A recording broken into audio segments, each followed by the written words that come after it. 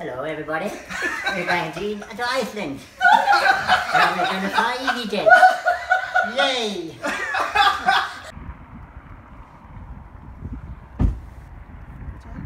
Let's cross while it's safe.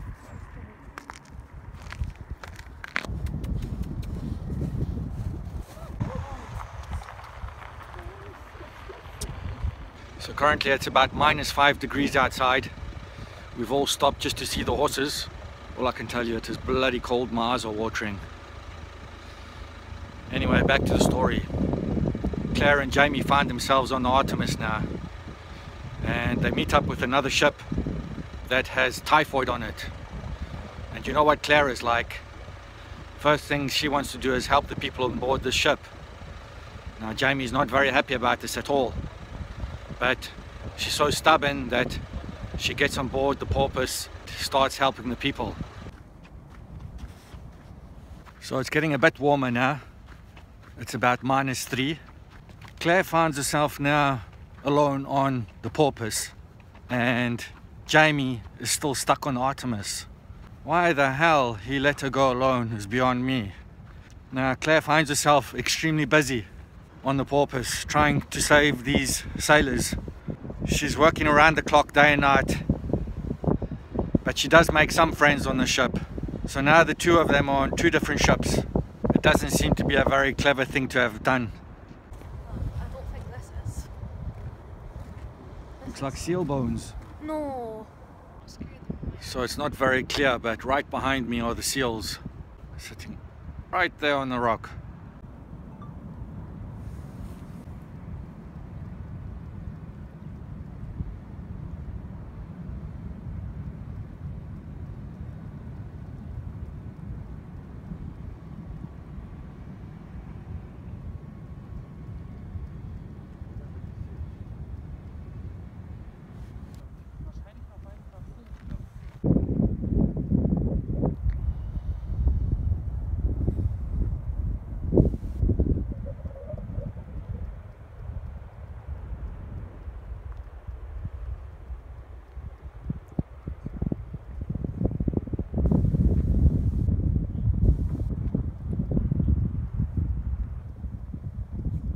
Well, Claire's secret is out. She's in a spot of bother now. They know who she is on board the porpoise.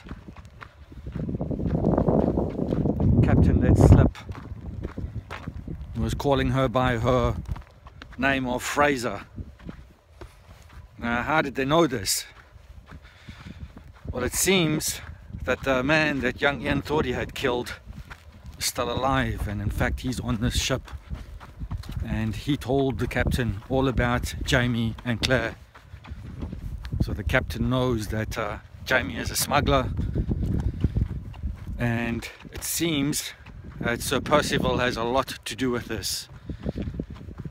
Doesn't matter where Jamie goes, Sir Percival's keeping his eye on him and wants to know his whereabouts. So now I don't know what Claire's gonna do. She's gonna have to get off the ship somehow. So we just stopped at a local hamburger restaurant, and although it was really simple, it was absolutely amazing. I can never figure out why the food in Iceland is so good. No matter where we've eaten, it's always the best food. So here's an interesting little situation. Claire didn't treat Sir Percival's spy on the boat until he gave her the information she wanted. Now I would have thought this went against everything Claire stood for. And yet here we see clearly that she withholds treatment until she gets all the information she wants. So this sort of goes against her Hippocratic oath. Now that's just an interesting little side note, because I know a lot of people jump to her defense. I've not got much juice left. So right now we're heading to the top of a small volcano. Looks like about a 100-meter climb. It's not that big. These volcanoes seem to be dotted all around the place. It last erupted about 4,000 years ago.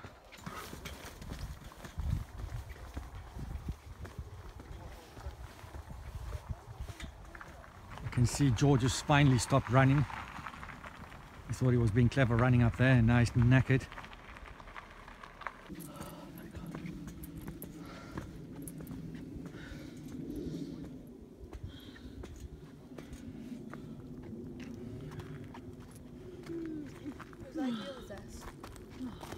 Don't film me now, we can go back down. Right, we've reached the top, and in the distance you can see the foot of the glacier sticking out between the two mountain tops there.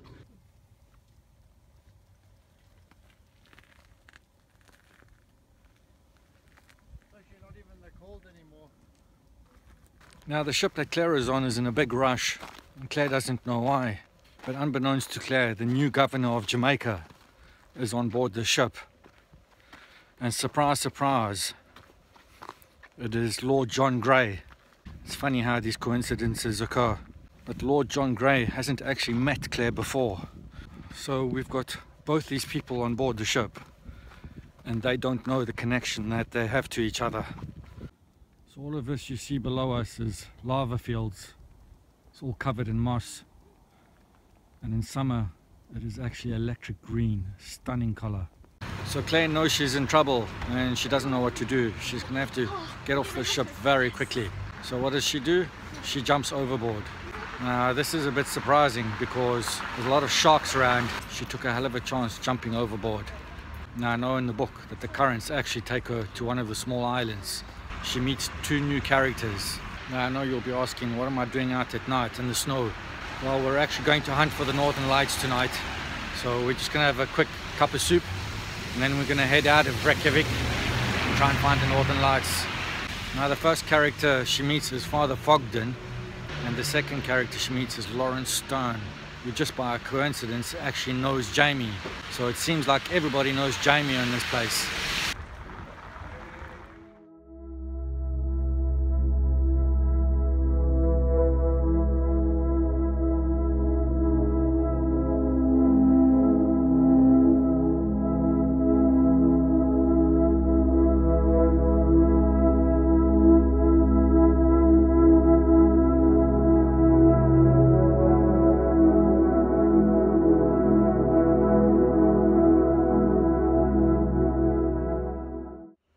Good morning, folks. It's now about 9 o'clock in the morning in Iceland, and we're just heading down for our breakfast. We're actually staying in the Hotel Holt here in Iceland. Absolutely amazing hotel. The breakfast here is amazing. Apparently this hotel boasts the largest private collection of artwork in Iceland. Now just to get back to Claire and Jamie's story. Now it seems that this time that the Artemis has run aground, but lo and behold, Jamie is missing. He's not on the Artemis. Now the sailors and Claire tries to get the Artemis back into the water again. Now what a huge coincidence for the Artemis to run aground on the very same island that Claire is on. I can imagine what was going through Claire's head when she was frantically looking for Jamie. But it seems that Jamie was having other ideas.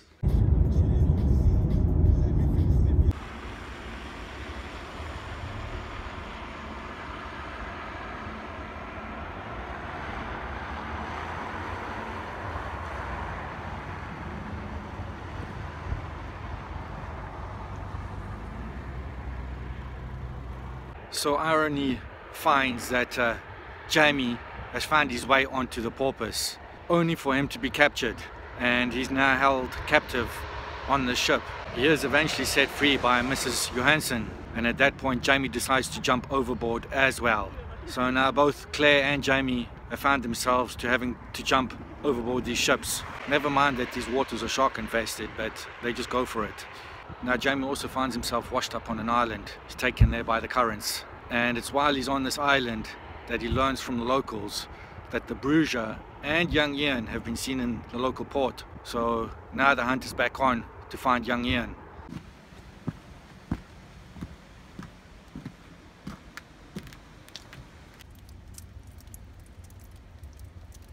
Now I can tell you something, I'm attempting something really stupid and dangerous here. I'm not quite sure why I'm doing this, but anyway. I'm attempting to get another view of the waterfall. This is nuts.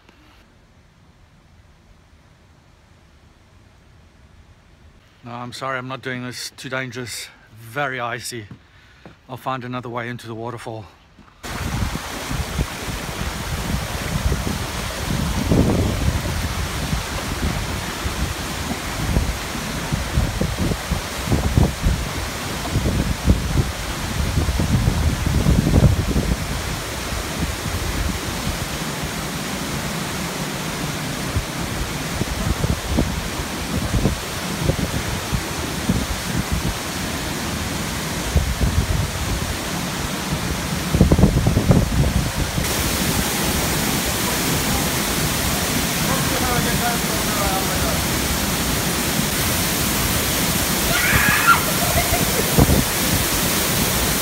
It's at this point that the soldiers come along and they find the Artemis.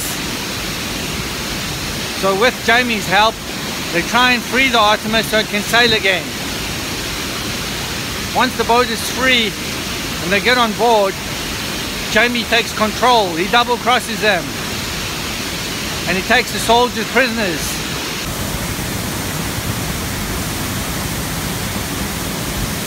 Now this is an absolutely stunning place.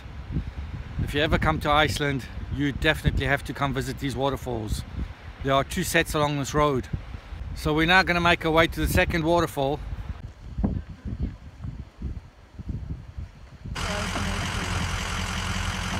So if you want to get around Iceland, you need one of these 4x4s.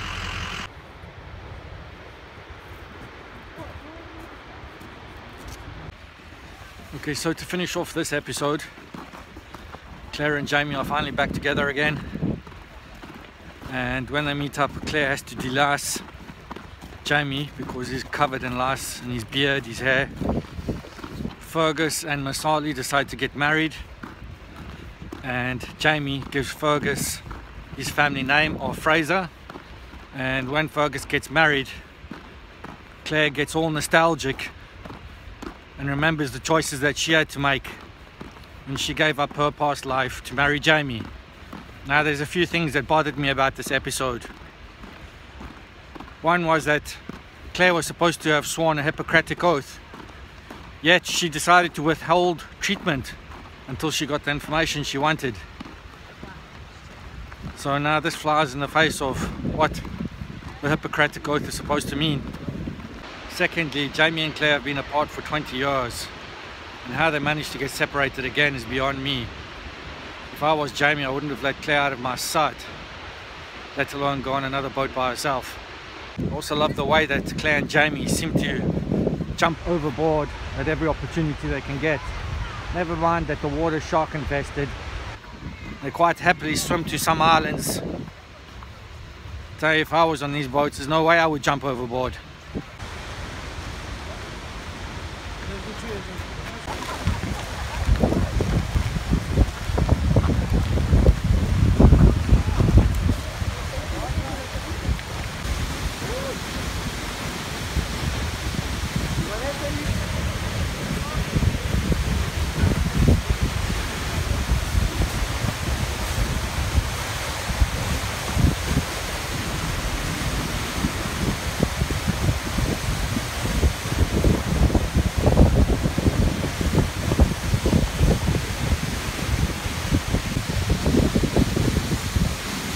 Well folks, I had to give up going up on the steel ladders there. It got so icy and so dangerous. Not only that, but my phone froze over solid. The water on the screen froze up, the buttons froze up. Anyway, that's it, phone knackered I reckon. But that's it from Iceland. I hope you enjoyed my little trip. I'm going to finish off now by going to the secret lagoon and just chilling out in the hot water there.